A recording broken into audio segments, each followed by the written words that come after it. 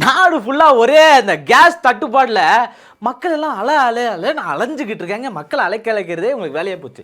இப்படி தான் அலைஞ்சிக்கிட்டு இருக்காங்க அப்படின்னு பார்த்தா, ஒரு பக்கம் பெட்ரோல் தட்டுப்பாடுன்னு எவனோ கிளப்பி விட்டான் போல் பெட்ரோல் பங்கு ஃபுல்லாகி நிற்குது. பெட்ரோல் பங்கு ஃபுல்லாக இருக்குன்னு பார்த்தா வெளியே சுற்றி எல்லாரும் ஃபுல்லாகி நிற்கிறாங்க. பெட்ரோல் பங்கு காலியான பாடு இல்லை, பெட்ரோலே காலி ஆகிடும் போல். இப்படி இருக்கையில் நேற்று பார்த்தீங்கன்னா திடீர்னு இந்தியாவுடைய கப்பலை ஈரான் தாக்கிட்டு இருக்கு. என்னடா இது சுற்றி எங்கேயோ இடிக்குது, ஈரான் தாக்கி இருக்கு, இவங்க இன்னும் வேடிக்கை தான் பார்க்குறாங்களா? அப்போ இந்தியா பதில் தாக்குதல் எதுவும் பண்ணலையா? இப்போ என்னதான் நடக்குது பார்த்துடலாம்.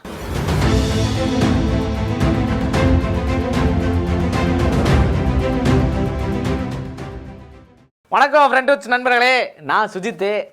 ஒரு முக்கியமான விஷயம், என்ன சார் உங்கள் சட்டம் அப்படின்ற ஒரு புது கான்செப்டில் நம்ம போகிறோம். என்ன கதை அப்படின்னா, 2 நாளாக போட்டு தட்டுப்பாடு, கேஸ் தட்டுப்பாடு ஒரு பக்கம் போயிட்டுருக்கு. இந்த கேஸ் தான் தட்டுப்பாடு நடந்துருச்சு அப்படின்னு நினச்சோம் அப்படின்னா, இன்னொரு பக்கம் சிலிண்டர் தட்டுப்பாடும் வந்துருச்சு. இந்த ஈரான் இஸ்ரேல் அமெரிக்காவுக்கு இடையான போரில் நம்ம என்னையா பாவம் பண்ணோம்? எங்கேயோ அவனுக்கு பாட்டுன்னு அடிச்சுனுக்கிறானுங்க, இதில் நம்ம என்ன பாவம் பண்ணோம்? நம்ம வீட்டு கேஸ் எரியாமல் போகுது அப்படின்னு மக்கள் எல்லாரும் புலம்பக்கூடிய ஒரு சூழலில் போயிடுச்சு. ஒரு நாள் போய் இந்த போராட்டம் நடந்தப்ப, அவர் காமேனி அவர்களை கொன்னப்ப போய் போராடினவங்களை வந்து கேள்விங்க கிண்டலமாக பார்த்தாங்க. எதுக்கு இவரெல்லாம் போய் போராடுங்கிறாரு, தேவையில்லாத வேலை, இவர் போய் மிரட்டி அமெரிக்கா ட்ரம்ப் இவர் மிரட்டிடுறாராம், வெளில போன்ற மாதிரி மீம்ஸ் எல்லாம் போட்டு தள்ளினாங்க. அவங்கெல்லாம் இப்போ எங்கே எத்தனை போய் மூஞ்ச வச்சுப்பானுங்கன்னு தெரில. ஏன்னா இப்போ அவன் வீட்லேயும் கேஸ் காலி, அவனும் போய் லைனில் நின்று தான் கேஸ் வாங்கணும். இல்லை ஒரு 10 நாளைக்கு முன்னாடியே, அதாவது ஒரு நாளைக்கு முன்னாடியே தலைவன் என்ன பண்ணி வச்சுருப்பான், கேஸை புக் பண்ணி வச்சுருப்பான், அடுத்து தேவைப்படும் அப்படின்னு சொல்லிட்டு. எங்கேயோ நடக்கிற ஒரு போர் இங்கே இந்த ஏதோ ஒரு மூலையில் இருக்கிற நமக்கு பாதிப்படையுது அப்படின்னா அது எந்த அளவுக்கு முக்கியமான ஒன்று அப்படின்னு நம்ம நோட் பண்ணி பார்க்கணும். சரி, இதுக்கிடையில் இப்போ கேஸ் தட்டுப்பாடு நடந்துருச்சு, அவங்க அந்த கால்வாயை அடைச்சிட்டாங்க, அந்த வழியாக போகக்கூடாது வரக்கூடாது சொல்லிட்டாங்க. இப்போ போகாமல் வராமல் இருக்கிறதுனால கிட்டத்தட்ட 30% ஒரு கச்சா எண்ணெய் தட்டுப்பாடு விநியோகம் பெரும் பாதிப்பு ஏற்பட்டிருக்கு நாடு முழுக்க. இந்த கிழக்காசிய நாடுகள் மத்தியில் பெரும் பாதிப்பை ஏற்படுத்திட்டு இருக்கு. ஈரான் ஒரு பக்கம் தாக்குன்னு தாக்கிட்டு இருக்கான். இந்த சமயத்தில் நேற்று எதனோ திடீர்னு பார்த்தீங்கன்னா யாரோ பெட்ரோல் காலியாக போகுது அப்படின்னு சொல்லிட்டு இருக்காங்க. அவன் வரிசையில் நிற்க ஆரம்பிச்சிட்டான். ஒரு 2 கிலோமீட்டருக்கு லைன் நிற்குது. என்னடா 2 கிலோமீட்டருக்கு லைன் நிற்குது, என்ன ஆக்சிடென்ட்டா, டிராஃபிக் ஜாம் இவ்வளோ இருக்குது அப்படின்னு நான் முன்னாடி போய் பார்த்தேன்னா மொத்தம் பெட்ரோல் பங்க்கில் குவிஞ்சிருக்காங்க. அவன் தண்ணி கேனில் பிடிச்சினுக்கிறான், ஒருத்தன் பேரல் தூக்கின்னு வரான் எது பெட்ரோல் பிடிக்கிறதுக்கு. இப்போ இந்த சூழலில் இவங்க எல்லாம் மாட்டிக்கிட்டு இருக்காங்க. ஆனால் இன்னைக்கு காலையில் தகவல் வந்துருச்சு, இந்த பெட்ரோல் தீர போகுது அப்படின்னு வந்த தகவல்கள் எல்லாம் வந்து பொய்யான தகவல், வதந்திகளை நம்பாதீங்க, நம்பி பயப்படாதீங்க. இங்கே அதுக்கான தட்டுப்பாடு இல்லை, கேஸ் தான் தட்டுப்பாடு இருக்குது அப்படின்றத ரொம்ப தெளிவாக சொல்லிட்டாங்க. அந்த கேஸுமே வந்து பார்த்திங்கன்னா குடும்பத்துங்களுக்கு, இந்த புக் பண்ணவங்களுக்கு எல்லாருக்கும் வந்துடும், ஓடிபி வந்தவங்களுக்கு எல்லாருக்கும் வந்துடும். ஆனால் அந்த கமர்ஷியல் சிலிண்டர் இருக்கு இல்லையா, அந்த வியாபாரத்துக்கு பயன்படுத்தக்கூடிய ஹோட்டலில் பயன்படுத்தக்கூடிய சிலிண்டர்ஸ், இது மட்டும் வராது, அந்த சிலிண்டர்ஸ் மட்டும் வராது அப்படின்றது ஒரு தகவல் இருக்குது.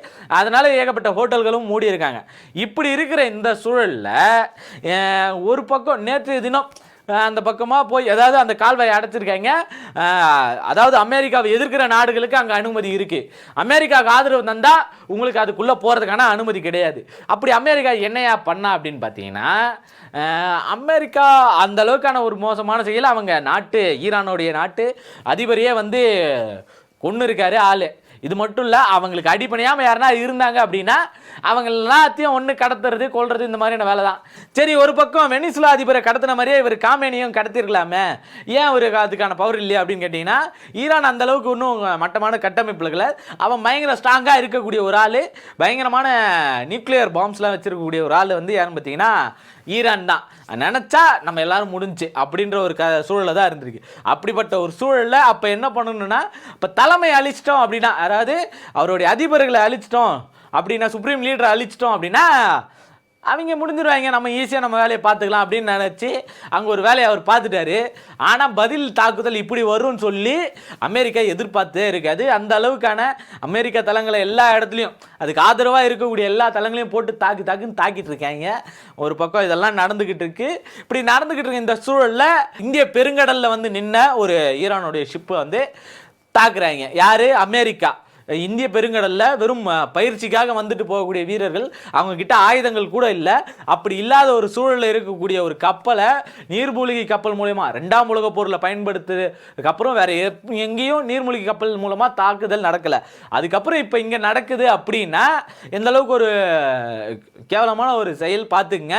அதை நடக்குது எந்த அளவுக்கு பயங்கரமா இருக்கு அப்படின்னு நம்ம யோசிக்கிறதுக்குள்ள அதை அனுமதிச்ச இந்தியா, எப்பா சரி அனுமதிக்கல கூட வச்சுப்போமே, தெரியாமல் நடந்து கொடுப்பேன், அதுக்கு இது வரைக்கும் கண்டனம் தெரிவிக்காத ஒரு இந்தியா, இது வரைக்கும் அதை எதிர்த்து பேசாது. ஏன் எல்லைக்குள்ளே இருக்கான், என் வீட்டுக்குள்ளே இருக்கான், என் வீட்டுக்குள்ளே பூந்து நீ வெட்டுறது நியாயமா அப்படின்னு நம்ம கேட்போம்ல. எவனோ ஒருத்தன் ஏதோ ஒருத்தன் அவசரத்தில் நம்ம வீட்டு வெளில வந்து பூந்துட்டான், எதனால வெளியே போய் பார்த்துக்க, அவன் இங்கே கிடையாது, என் வீட்டுக்குள்ளே இருக்கான், பாதுகாப்பு. இப்படி இருக்கிறதான ஒரு வழக்கம். அதுவும் ஆயுதமே இல்லாத ஒரு கப்பல், அதை தாக்கியிருக்கான். நீ இது வரைக்கும் கண்டனம் கூட தெரிவிக்கல. எந்த அளவுக்கு மோசமாக இருக்கிற ஒரு சூழல். இதுக்கிடையில் நமக்கு பெட்ரோல் இதுக்கான பாதிப்புகள், அந்த கால்வாயெல்லாம் அடைச்சிட்டாங்க அப்படின்னு நம்ம யோசிக்கும் போது தலைவன் என்ன பண்றாரு, ரஷ்யா கூட கை கோக்குறாரு. ரஷ்யா தருது அப்படின்னு சொல்றாரு. ரஷ்யா கூட போனோம் அப்படின்னா நீ வெறும் 30 நாள் தான் வாங்கிட்டு வரணும் அப்படின்னு சொல்லி ட்ரம்ப் ஆர்டர் போடுற. அப்படி எது என் வீட்டில் நான் எவ்வளோ கடன் வாங்கணும்னு எவனோ எங்கேயோ உட்காந்து ஆர்டர் போடுவான், நான் கேட்டுன்னு இருக்கணும். என்ன இது நியாயம்? பக்கத்து வீட்டுக்காரன் சொன்னால் கேட்டுக்கணும், இல்லை எதிர்த்து வீட்டுக்காரன் சொல்லுவான் நான் எவ்வளோ கடன் வாங்கணும் அப்படின்ட்டு. உன் மேலே அக்கறையில் சொன்னால் கூட பரவாயில்ல, நீ என்னை விட்டு போயிடக்கூடாது, நீ என்கிட்டே திரும்ப திரும்ப வரணும். உன்னைய நான் தான் கண்ட்ரோல் பண்ணுவேன், உன்னைய ரூல் பண்ணுறவன் நான் தான்.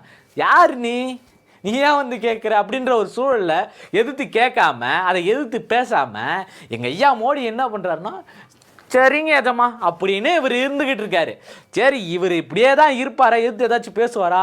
இல்லை இந்தியா பெரும் பயங்கரமான ஒரு நாடு, பெரும் ஆயுதங்களை வச்சிருந்தது, ஏவுகணையின் தந்தை அவர்லாம் இங்கே இருந்தார், எத்தனை ஏவுகணையில் வச்சுருக்காங்க, இப்படிலாம் நம்ம யோசித்தோம் அப்படின்னா, இவங்க இப்போ ரீசண்டாக நேற்று தினம் இந்தியாவுடைய கப்பல் அந்த கால்வாய்க்குள்ளே போயிருக்கு, ஈரான் தாக்கியிருக்கு. பதிலுக்கு தாக்க நீங்கள் தயாராக இருக்கீங்களா? அந்த தயார் நிலை இல்லை. அப்போ இந்தியாவுடைய நிலை எந்த அளவுக்கு இருக்குது? இந்த மாதிரியான ஒரு கேவலமான ஒரு சூழலில் இந்தியாவை தள்ளனது, எதிர்த்து அடிக்க முடியாமல் இருக்கிறது, இன்றைக்கி பெட்ரோல் டீசல் கேஸ் இதெல்லாம் இல்லாமல் மக்களை தட்டுப்பாட்டில் வச்சிருக்கிறது.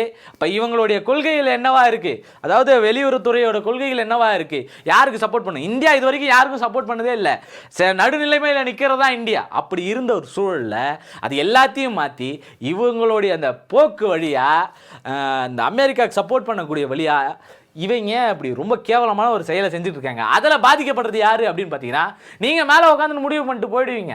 பாதிக்கப்படுறது எல்லாம் கீழே இருக்கிறவன், தினம் உழைக்கிறவன், அன்றாட காட்சியில் பிழைக்கிறவன், இவனுங்க தான் பாதிக்கப்படுறாங்க. இப்போ பெட்ரோல் டீசல் தட்டுப்பாடு வருது, கேஸ் தட்டுப்பாடு வருதுன்னா மற்ற எல்லா விலைவாசியும் ஏறுது. இப்போ அந்த எல்லா விலைவாசியும் இந்த அன்றாட பொருட்களுடைய விலைவாசிகள் ஏறுது, அதோட டிரான்ஸ்போர்ட்டேஷன் அதிகமாக இருக்கிறதுனால. இப்போ இந்த பாதிப்புகளுக்கு என்ன தீர்வு கட்ட போகிறீங்க? என்ன மாதிரியான கொள்கைகளை முன்னாடி கொண்டு வந்து, எந்த மாதிரியான ஐடியாலஜிகளை கொண்டு வந்து, எந்த மாதிரியான நிதி கொள்கைகளை முன்னாடி கொண்டு வந்து இந்தியாவை இன்னும் நீங்கள் வல்லரசு ஆக போகிறீங்க? 2020 வல்லரசு ஆகிடணும்னு ஒருத்தர் கனவு கண்டிருந்தார்.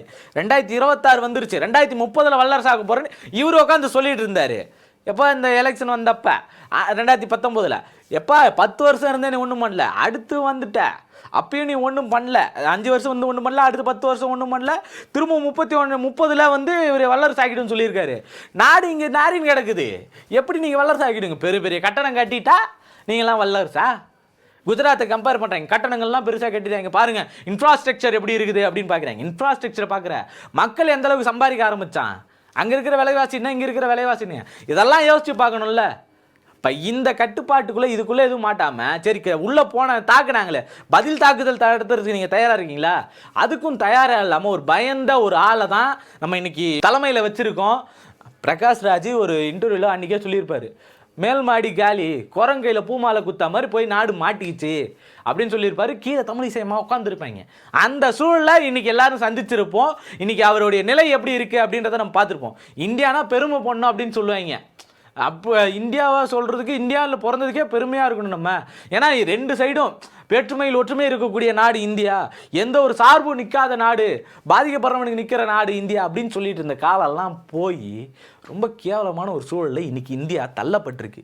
இப்படி இருக்கிறதுக்கும் நம்ம பெட்ரோல் டீசலுக்கு எந்த விதமான கொள்கையை நம்ம பார்க்குறோம், இன்றைக்கி தட்டுப்பாட்டில் இருக்கோம், நமக்கு அன்றாட வாழ்வு பாதிக்கப்பட்டிருக்கிறதுக்கும் காரணம் யார் என்ன ஏதுன்றது நான் உங்களுக்கு அப்படி மேல் வழியாக நான் சொல்லியிருக்கேன். இன்னும் உங்களுக்கு தெரிஞ்சுக்கணும் அப்படின்னா தேடி படிங்க. வெறும் சொல்கிறத மட்டும் வச்சே நம்ப வேண்டாம் அப்படின்றது நான் இந்த இடத்துல உங்களுக்கு தெளிவாக புரிய வச்சுக்கிறேன். அது வரைக்கும் நான் சார் உங்கள் சட்டம் அப்படின்னு கேட்டுக்கிறேன். நீங்களே அது சரியா நியாயமா இல்லையான்னு சொல்லிட்டு போயிடுங்க. மறக்காமல் சப்ஸ்கிரைபு, லைக்கு, கமெண்ட் இதெல்லாம் பண்ணிட்டு போயிடுங்க. நன்றி.